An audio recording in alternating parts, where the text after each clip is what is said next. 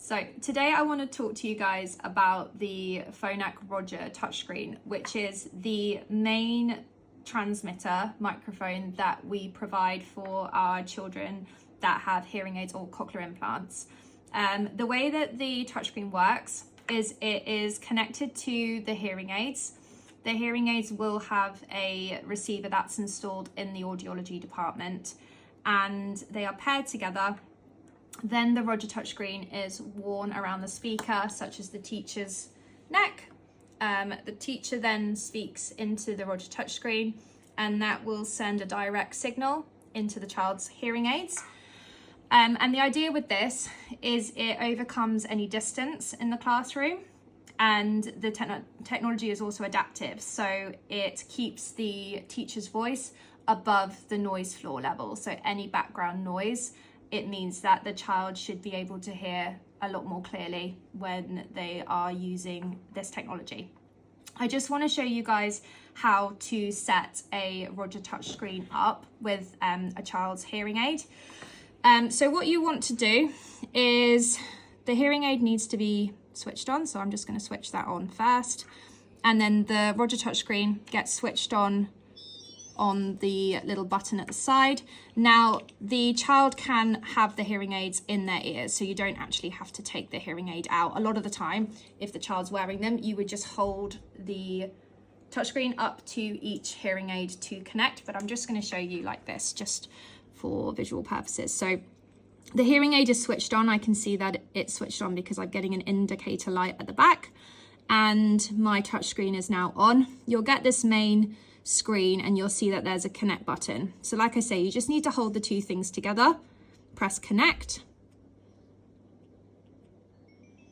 and you'll see it'll say Roger X is connected. So that's now connected, and it's ready to go.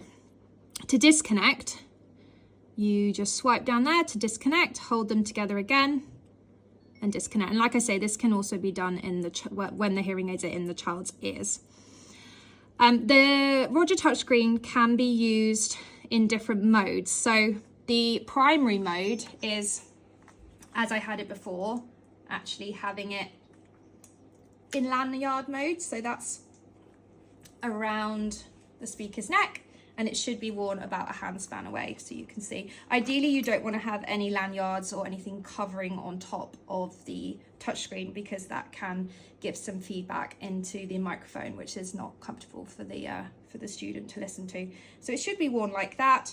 However, and also you can adjust it using these little things. Try not to pull them over your head, but actually use the clip on the back like that, just to take it on and off. The Roger touchscreen can also be used in group mode. So if you lie it flat on the table like that, and you just to wake the screen up. Now the Roger will work all the time, but the screen will often go to sleep. So to wake it back up, you just press that button on the side.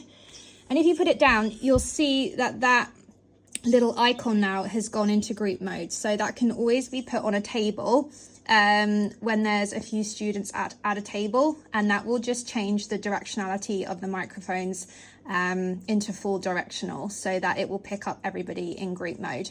As soon as you pick the touchscreen back up and hold it upright, you'll notice that that will go back to lanyard mode. So you can also see on here, we've got a idea of our batteries. That's our battery indicator, so that lets us know that we've got 5 hours and 35 minutes remaining. And then the main button here is your mute unmute button. So to press that, that's going to mute the touchscreen and then unmute it like that.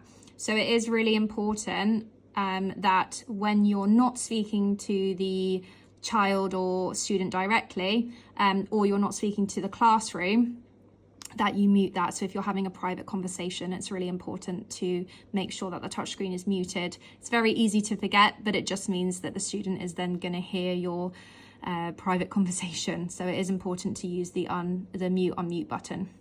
To put the Phonak touchscreen on charge, it needs to be charged every evening. So holding that button down to get the power off, and then just going yes to switch the touchscreen off. And then to charge it overnight, you will be provided with a charger like this. It should have a wall socket, so we always recommend to charge a touchscreen via a wall socket rather than charging it through a USB on a computer. So obviously putting it in to the bottom of that, like that, and then switching it on. And then you'll get a green flashing light to let you know that the touchscreen is charging. And then it will have, if you charge it overnight, it will have more than enough charge for the entire next school day.